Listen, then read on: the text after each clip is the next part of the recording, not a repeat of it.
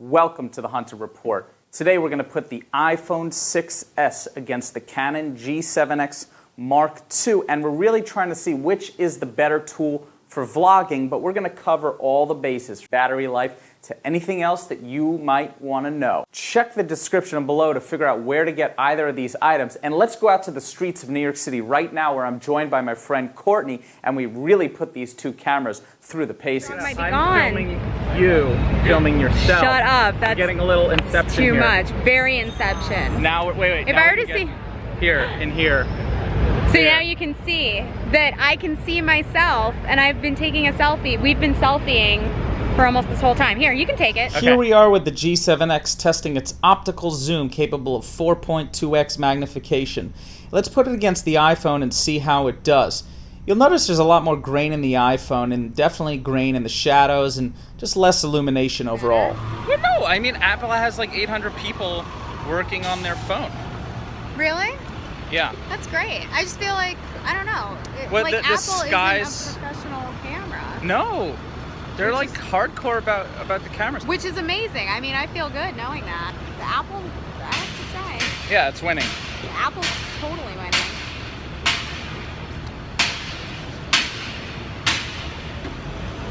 You can't even see me anymore. I know. I blend into that building. Exactly. We can't have that. No bueno. I'm not a building person. Well, for whatever reason, in this particular scene, like the iPhone is just and this is the front, the tiny dinky little front. Oh yeah, it's camera. not even the precision. Would we call it the precision camera? Yeah, the precision, exactly. The one on the back. The one on the back. This one. It's not even this one. We're just filming on the front facing. And the iPhone's just winning in this particular scene. Totally. You can see the background and you can see everyone's faces. Yeah. And I've been fiddling with the colors on that. There you go. Oh, there you go. Well, you can see the faces, but you can't see the back. And it's hard to really get that balance. Let's do an image quality test at the Metropolitan Museum. Using the editor, let's zoom in to see if there's any differences. And just take a look on the right, the iPhone retains much more edge-to-edge sharpness because of its lens.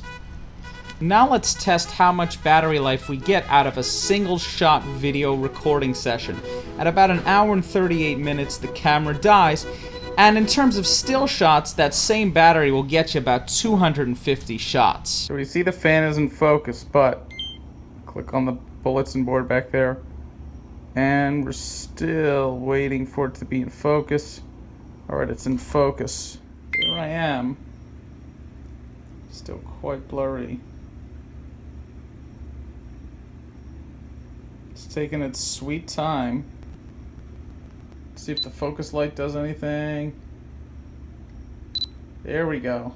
All right, the results are in, and let's weigh in and make a final conclusion. First, let's talk about the pros of the G7X. It's much better in low light performance, giving you almost twice the sensor size than the iPhone. It has a pop-up tilting display, so you can use the front camera in selfie mode. It has 4 times optical zoom, and it has a zoom ring. Now let's take a look at the pros of the iPhone 6s. It shoots in 4K video. It has a second front-facing camera. It has a microphone jack, and it also accepts microphones through the Lightning port. It's far superior to the G7X in terms of exposure balancing. It has touch exposure, whereas the G7X doesn't have touch exposure, and it's very slow to focus through the touchscreen. The iPhone offers 240 frames per second slow motion video, whereas the G7X only goes up to 60 frames per second. Since you're going to be carrying this around all day, and this is a must-have item in 2016, and since the iPhone 7 is literally days away from being released and it's going to have a bigger camera, I would say put your money towards the iPhone.